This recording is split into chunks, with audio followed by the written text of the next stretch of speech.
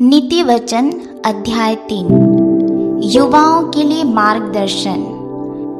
हे मेरे पुत्र, मेरी शिक्षा को न भूलना, अपने हृदय में मेरी आज्ञाओं को रखे रहना, क्योंकि ऐसा करने से तेरी आयु बढ़ेगी और तू अधिक कुशल से रहेगा। कृपा और सच्चाई तुझसे अलग न होने पाए, वरन उनको अपने गले का हार बनाना और अपने हृदय रूपी पट्टियां पर लिखना। तब तू परमेश्वर और मनुष्य दोनों का अनुग्रह पाएगा। तू अति प्रतिष्ठित होगा। तू अपनी समझ का सहारा ना लेना, वरन संपूर्ण मन से यहोवा पर भरोसा रखना। उसी को स्मरण करके सब काम करना, तब वह तेरे लिए सीधा मार्ग निकालेगा। अपनी दृष्टि में बुद्धिमान ना होना, यहोवा का भय मानना और बुराई से अलग रहना।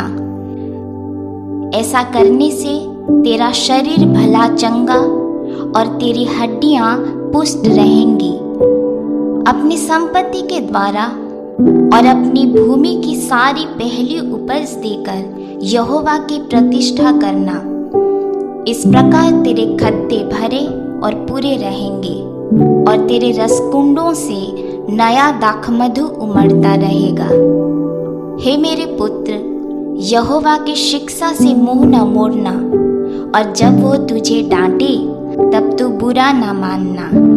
जैसे पिता अपने प्रिय पुत्र को डांटता है, वैसे ही यहोवा जिससे प्रेम रखता है उसको डांटता है। क्या ही धन्य है वह मनुष्य जो बुद्धि पाए और वह मनुष्य जो समझ प्राप्त करे।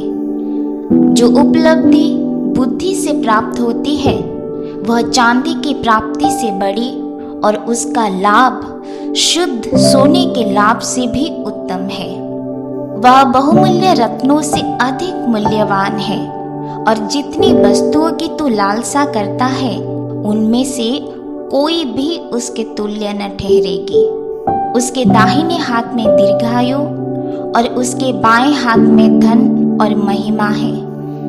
उसके मार्ग आनंददायक है और उसके सब मार्ग कुशल के हैं। जो बुद्धि को ग्रहण कर लेते हैं उनके लिए वह जीवन का वृक्ष बनती है, और जो उसको पकड़े रहते हैं वह धन्य है।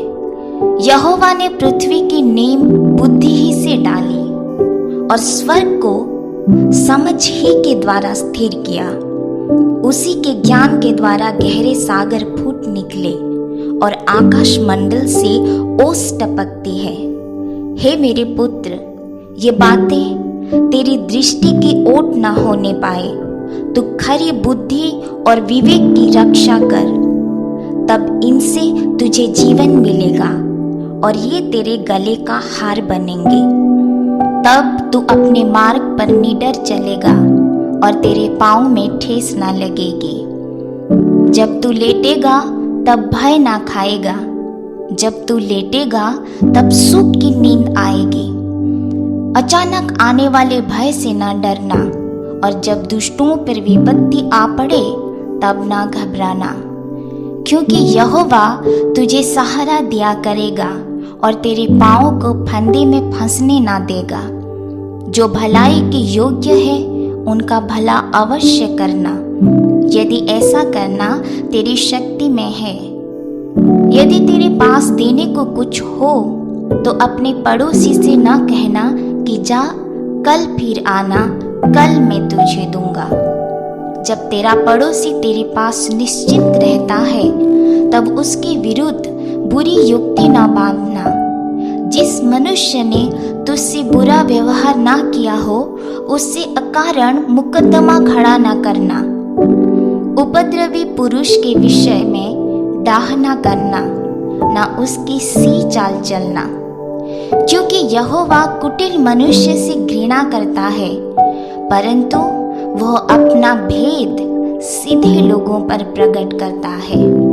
दुष्ट के घर पर यहोवा का श्राप और धर्मियों के वासस्थान पर उसकी आशीष होती है। ठट्ठा करने वालों का वह निश्चय ठट्ठा करता है, परंतु दीनों पर अनुग्रह करता है।